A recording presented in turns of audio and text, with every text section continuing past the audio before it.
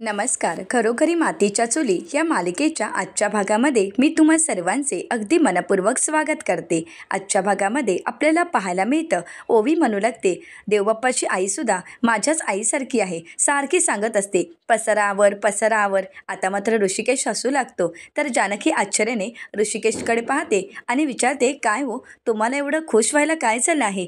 तर ऋषिकेश म्हणतो, काही नाही. आता जे काही ओवी म्हणाली ते खरंच आहे. तर जानकी म्हणते, अच्छा, बघतेच मी तुम्हाला. त्याचवेळी नकळतच जानकीचं लक्ष आकाशामध्ये असणाऱ्या 7 ताऱ्यांकडे जातो. जानकी ओवीला म्हणते, ओवी पाहतेस का? अगं ते 7 स्टार आहेत आणि त्यांना सप्तऋषी म्हणतात. तर ओवी विचारते, सप्तऋषी? तर आता जानकी म्हणते की हो, कारण 7 ऋषींची त्यांना नावं आहेत. आता त्याचवेळी नकळतच जानकीचं लक्ष आकाशात असणाऱ्या ध्रुव ताऱ्याजवळ जातो. तर जानकी ऋषिकेश आणि ओवीला म्हणते, ऋषिकेश, ओवी पाहताय ना आकाशामध्ये ध्रुव तारा? तर आता ऋषिकेश आणि ओवी पाहतात.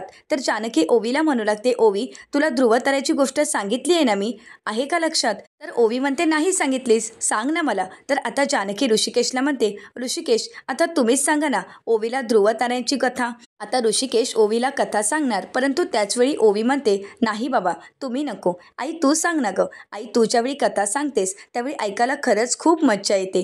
ऋषिकेश म्हणतो, हो ना आई, अगं तू सांग ना. तर आता जानकी ओवीला म्हणते, लाडीगोडी लावण्यामध्ये अगदी तू तुझ्या बाबावरच गेली आहेस. तर जानकी म्हणते, सांगते, बरं ठीक आहे. असं म्हणत आता जानकी ध्रुवताऱ्याची गोष्ट ओवीला सांगू लागते. जानकी ओवीला म्हणते, उत्तानपाद नावाचा राजा आणि राणी सुनीती यांचा सुपुत्र, यांचा मुलगा ध्रुव.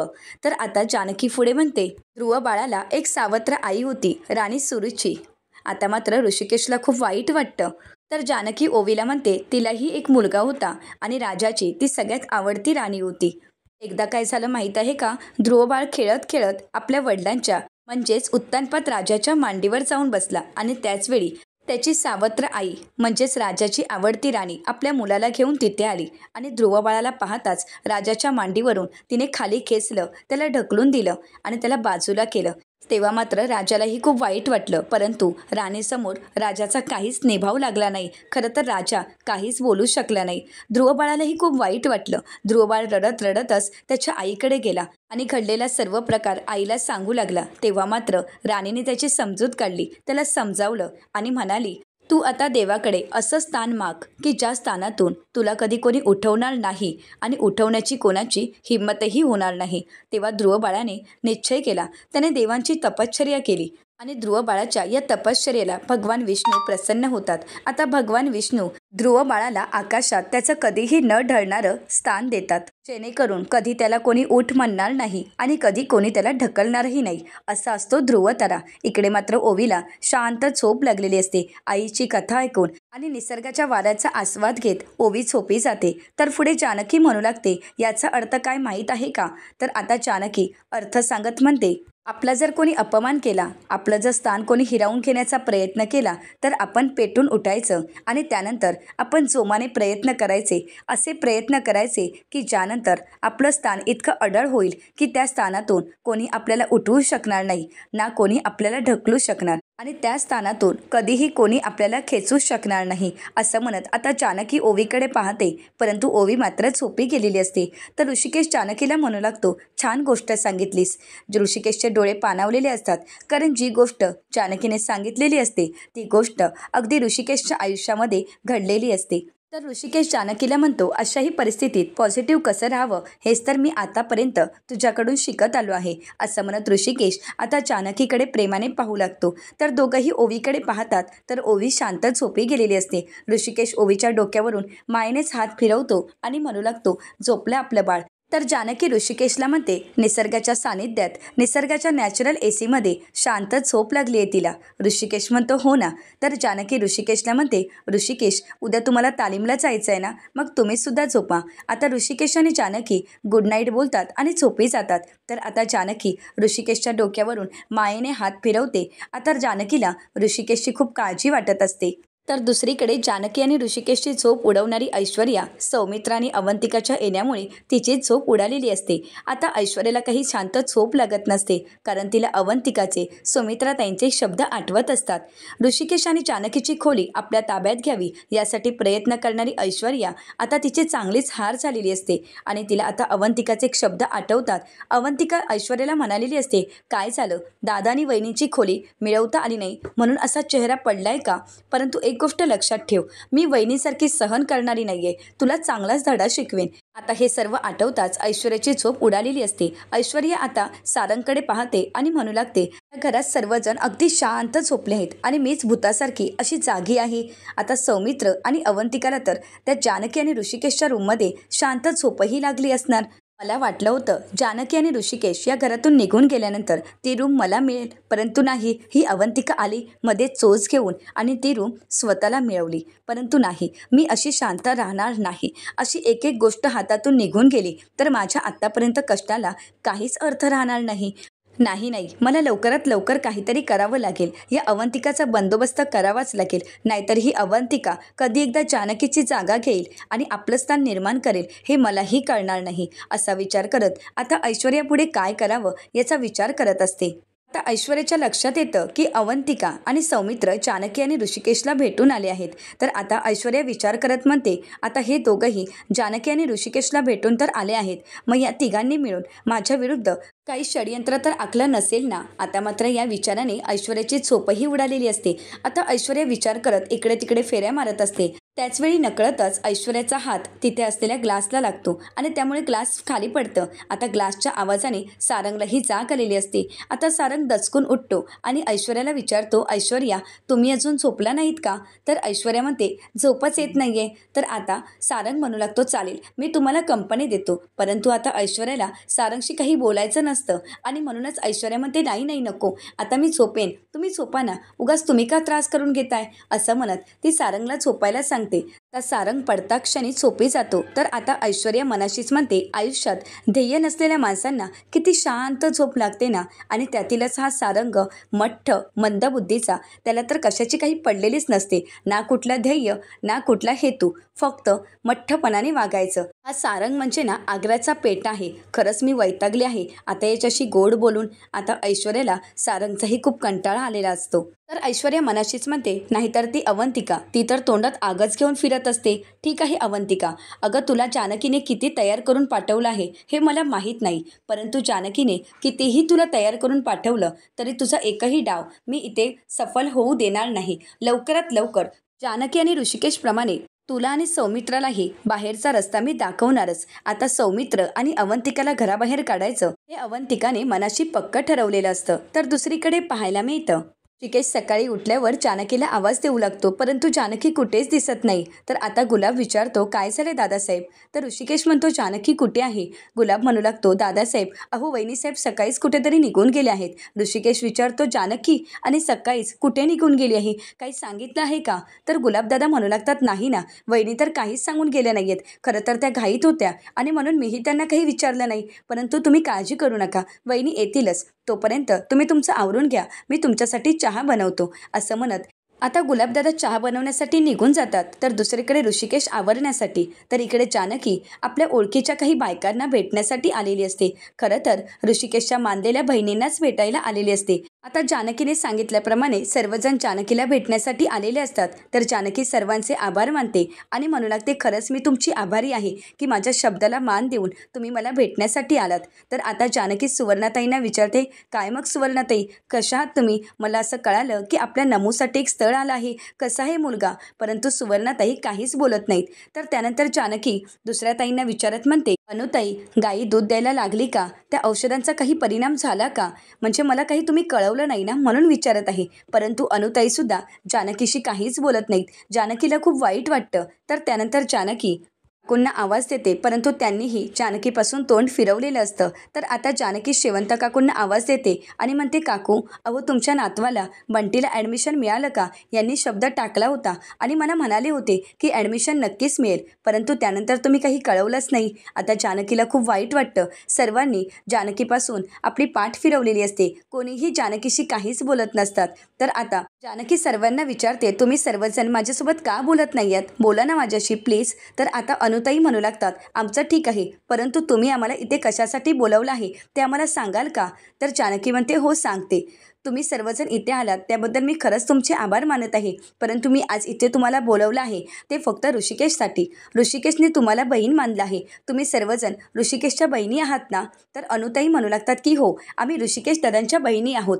तर त्यानंतर आता सुवर्णाताई म्हणू लागतात, आमचं ठीक आहे आणि दादांचंही ठीक आहे, परंतु वहिनीसाहेब तुमचं काय हो? अहो तुमच्याबद्दल आम्हाला एवढा आदर होता, परंतु तुम्ही असं वागाल असं कधी वाटलंही नव्हतं हो. आमचा तुमच्यावर पूर्ण विश्वास होता, परंतु तुम्ही तुमच्या सासऱ्यांना म्हणजेच नानासाहेबांना असं जिन्यावरून ढकलणं योग्य केलं नाही. जानकीला धक्काच बसतो. जानकी म्हणते, नाही मी असं काहीच केलं नाही आहे, प्लीज माझ्यावर विश्वास ठेवा. तुम्ही मला ओळखता ना? अहो अनुताई, तुमच्या घरी मी जेवले आहे. सुवर्णाताई, तुम्ही तुमच्या हाताने मला खाऊ घातलं आहे. तुम्ही माझी ओटी भरलात. त्या जानकीला तुम्हाला नाही ओळखता आलं का? अहो तुमच्या समोरच या गावामध्ये आली. जानकी ऋषिकेश रणदिवे गेली 10 वर्ष या गावामध्ये आहे. कधी कोणाचा असा विचार केलाय का तिने? कधी कोणाबद्दल वाईट बोलली आहे का मी? अहो नेहमीच सर्वांना मदत करत आली. गोठ्यातल्या गायीपासून ते प्रत्येक माणसापर्यंत ज्यांना ज्यांना माझी गरज होती त्या प्रत्येक व्यक्तीला मी मदत करत आली. प्रत्येक व्यक्तीच्या अडचणींना मी धावत आली. प्रत्येकाची संकटं स्वतःची मानत गेली. प्रत्येकाच्या सुखदुःखात सामील झाले. आणि आज याच जानकी ऋषिकेश रणदिवेवर कोणाचाही विश्वास नाही का? मी असं करेन का? माझ्या सासऱ्यांना, नानासाहेबांना, माझ्या वडिलांसमान असणाऱ्या माझ्या नानांना मी ढकलेन का? तुम्हाला असं वाटते का तुमची जानकी अशी करू शकते? तुम्ही एकदा तरी तुमच्या मनाला विचारा. खरंच मी असं काहीही केलं नाही. प्लीज, आमच्याबद्दल गावामध्ये जी काही अफवा उठली आहे ती सगळी काही अफवा खोटी आहे. परंतु एकदा तरी या जानकी आणि ऋषिकेशवर विश्वास ठेवा. परंतु जर तुमचा आमच्यावर विश्वास नसेल तर तुम्ही आम्हाला मदत नाही केली तरी काहीच हरकत नाही, तुम्ही येऊ शकता, असं जानकी सर्वांसमोर हात जोडून त्यांना विनंती करू लागते. तर आता सर्वांनाच जानकीची बाजू पटते. सर्वजण जानकीला सावरतात. सर्वजण म्हणू लागतात, जानकीताई, अहो तुम्ही अशा नाहीत हे आम्हाला चांगलंच माहीत होतं. खरं तर ज्यावेळी आम्हाला हे कळालं त्यावेळी आमचं मन ही गोष्ट मानायला तयारच नव्हतं, परंतु काय करणार, शेवटी या सगळ्यावर आम्हाला विश्वास ठेवावाच लागला. परंतु आज ज्यावेळी आम्ही तुम्हाला प्रत्यक्ष भेटलो, सगळं काही जाणून घेतलं, तेव्हा आम्हाला कळत आहे की यामध्ये तुमचा काहीच दोष नाही. धुतलेल्या कापडाप्रमाणे आमचं मन आता निर्मळ झालं आहे. आमच्या मनात आता तुमच्याविषयी काहीच शंका नाही. आता सांगा, तुम्हाला आमची कोणती मदत हवी आहे? तर जानकी म्हणू लागते, खरं तर मला नाही तर तुमच्या भावाला ऋषिकेशना तुमच्या मदतीची खूप गरज आहे. आता सर्वजण जानकी आणि ऋषिकेशला मदत करण्यासाठी तयार होतात. तर दुसरीकडे पाहायला मिळतं, आता अवंतिका झाडांना पाणी घालत असते. त्याचवेळी सगुणा आता त्यांच्या घरी आलेली असते. आता सगुणाला पाहताच अवंतिका विचारते, काय झालं सगुणा? अगं एवढ्या सकाळीच इथे आली आहेस, दादा बहिणींनी काही निरोप दिला आहे का? तर सगुणा म्हणते, नाही. तर आता अवंतिका विचारते, मग मग एवढ्या सकाळी तू काय काम काढलंयस? तर आता सगुणा म्हणू लागते, काही नाही, मला जरा दुसरंच काम आहे. तर अवंतिका विचारते, काय? तर सगुणा म्हणते, ते सिक्रेट, ते फक्त मी ऐश्वर्या मॅडमनाच सांगू शकते. तर आता अवंतिका विचारते, मॅडम? ऐश्वर्या मॅडम? आता सगुणा ऐश्वर्याला भेटण्यासाठी जात असते, परंतु त्याचवेळी अवंतिका सगुणाला थांबवते आणि म्हणते, 1 मिनिट, तू आता ऐश्वर्या मॅडम यांना भेटायला जाऊ शकत नाही. अगोदर मला सांग, तुझं नक्की ऐश्वर्या म्हणजेच ऐश्वर्या मॅडमकडे काय काम आहे? तर सगुणा मात्र काहीच सांगत नाही. तर आता अवंतिका म्हणू लागते, दादा वहिनींबद्दलच काहीतरी सांगायचं असेल ना, आणि त्याचसाठी आली असशील, आत्ताच्या आता इथून निघून जायचं. त्याचवेळी ऐश्वर्या तिथे येते. सगुणाला विचारते, काय झालं सगुणा, बोल ना. तर आता अवंतिका म्हणू लागते, ही इथे काय करत आहे? आत्ताच्या आत्ता सगुणा इथून निघून जा. तर ऐश्वर्या म्हणते, हो हो सगुणा, आत्ताच्या आत्ता निघून जा. असं म्हणत ऐश्वर्या मुद्दामच अवंतिकाची ॲक्टिंग करू लागते आणि म्हणते, काय झालं, तुला सगळं काही खाऊ वाटलं का? या घरात कोणी यायचं आणि कोणी नाही हे फक्त मी ठरवणार आहे. तर अवंतिका म्हणू लागते, ऐश्वर्या, आठवतोय ना कालचा दिवस? काल तर तुझ्या हातून मी खोली हिसकावून घेतली आहे आणि यानंतर या घरात कोणी यायचं आणि नाही यायचं हेही मीच ठरवू शकते. परंतु ऐश्वर्या काही अवंतिकाच्या बोलण्याला लक्ष देत नाही आणि सगुणाला म्हणू लागते, चल आपण बाजूला जाऊन बोलू. असं म्हणत ती सगुणाला बाजूला घेऊन जाते. अवंतिकाला मात्र खूप राग आलेला असतो. तर दुसरीकडे आता ऐश्वर्या सगुणाला विचारते, काय झालंय, एवढ्या सकाळीच सकाळीच मला भेटण्यासाठी आलीस? तर आता सगुणा म्हणू लागते, काल रात्री मी त्या राजा राणीचं बोलणं ऐकलं. ऋषिकेश दादा आता कुस्तीच्या स्पर्धेमध्ये भाग घेणार आहेत. आता हे ऐकल्यानंतर ऐश्वर्या आपल्या पुढचा प्लॅन ठरवू लागते. तर दुसरीकडे पाहायला मिळतं अवंतिका सगुणा इथे आल्याचं आणि ऐश्वर्याला भेटल्याचं सौमित्रेला सांगू लागते. तर सौमित्र विचारू लागतो, परंतु ती सगुणा इथे का आली असावी? तर ऐश्वर्या म्हणते काही नाही, इकडचं तिकडे आणि तिकडचं इकडे हेच करण्यासाठी आली असावी. तर आता सौमित्र म्हणतो हे तर मला दादाला सांगावंच लागेल. तर अवंतिका सौमित्राच्या हातून मोबाईल काढून घेते आणि म्हणू लागते काय चाललंय सौमित्र? अरे तुलाही त्या ऐश्वर्यासारखंच वागायचं आहे का? इकडचं तिकडे तिकडचं इकडे करण्यामध्ये काय अर्थ आहे? आणि असं जर केलं तर त्या ऐश्वर्यामध्ये आणि आपल्यामध्ये काय फरक राहिला आहे? तर सौमित्र म्हणू लागतो परंतु दादाला कळायला नको का की ती सगुणा त्यांच्याबद्दल इथे येऊन सांगत आहे? तर आताच अवंतिका म्हणू लागते याच गोष्टीचा मला कंटाळा येतो आणि म्हणूनच मी इथे येण्यासाठी तयार नव्हते. या अगोदर तू या घराचं गुणगान गात होतास ना, मग काय झालं हे सगळं काही? तर सौमित्र म्हणतो ऐश्वर्या या घरामध्ये आली आणि या घराचा सत्यानाश झाला आहे. एखाद्या चांगल्या चित्रावर एखादं मूल जसं काळं फासतं तसं ऐश्वर्याने आमच्या घराला काळं फासण्याचा प्रयत्न केला. जानकी वहिनीने हे घर कायमच जोडून ठेवण्याचा प्रयत्न केला, परंतु ऐश्वर्याने सगळं काही मातीमोल केलं आहे आणि आता तर आपण एक ध्येय ठेवूनच इथे आलो आहोत ना. तर अवंतिका म्हणते मला तर असं वाटतं की खरं तर आत्ताच्या आता इथून निघून जावं आणि म्हणूनच तर मला जॉईंट फॅमिली नको होती. तर आता सौमित्र अवंतिकाला म्हणतो अवंतिका शांत हो. अगं आपण आपल्या ध्येयापर्यंत पोचायचं असेल तर आपल्याला आता हे सगळं काही गोड बोलूनच करावं लागेल. अवंतिका तुला कळतंय का? तर अवंतिका म्हणते ठीक आहे, आता ऐश्वर्याला पॉलिटिक्सच करायचं आहे ना, मग पॉलिटिक्स काय असतं आणि अवंतिका काय आहे हे तर तिला आता कळणारच आहे. आता ही अवंतिका तिला तिची खरी जागा दाखवून देणार आहे. आता दाखवेनच तिला की पॉलिटिक्स कसं खेळतात. असं म्हणत आता ऐश्वर्याच्या विरुद्ध आता अवंतिकाही खूप छान अशी तयार झालेली असते. आता अवंतिका ऐश्वर्याला धडा शिकवण्यासाठी सौमित्राची साथ द्यायला तयार होते. तर दुसरीकडे पाहायला मिळतं ऋषिकेशची तालीम चालू असते. आता तालीम करत असताना ऋषिकेशला घडलेला प्रत्येक प्रसंग आठवत असतो. आपल्याला कोणीही नोकरी दिली नाही, सयाजीरावांच्या धमकीमुळे आपल्याला कुठेही नोकरी मिळत नाही, परंतु त्याचवेळी त्याच्यासमोर ओवीचा चेहरा येतो. आता ओवीचा चेहरा समोर घेत ऋषिकेश म्हणू लागतो ओवी बाळा, तुझा हा बाबा तुझा दिवाळी सण अगदी थाटात साजरा करणार, तुला काही कमी पडू देणार नाही. आता त्याचवेळी जानकी ऋषिकेशच्या बहिणींना घेऊन आलेली असते. तर आता ऋषिकेश विचारतो जानकी कुठे गेली होतीस? तर जानकी म्हणू लागते ऋषिकेश तुमच्यासाठी सुरक्षा कवच आणण्यासाठी गेले होते. तर आता ऋषिकेश विचारतो माझ्यासाठी सुरक्षा कवच? तर जानकी म्हणते की हो, तुमच्या या सर्व बहिणी म्हणजेच तुमचा सुरक्षा कवच आहे. तर आता सर्वजणी ऋषिकेशसाठी सतरंजी आणि गाद्या घेऊन आलेले असतात. ऋषिकेश म्हणू लागतो सुवर्णताई अनुताई हे काय आहे?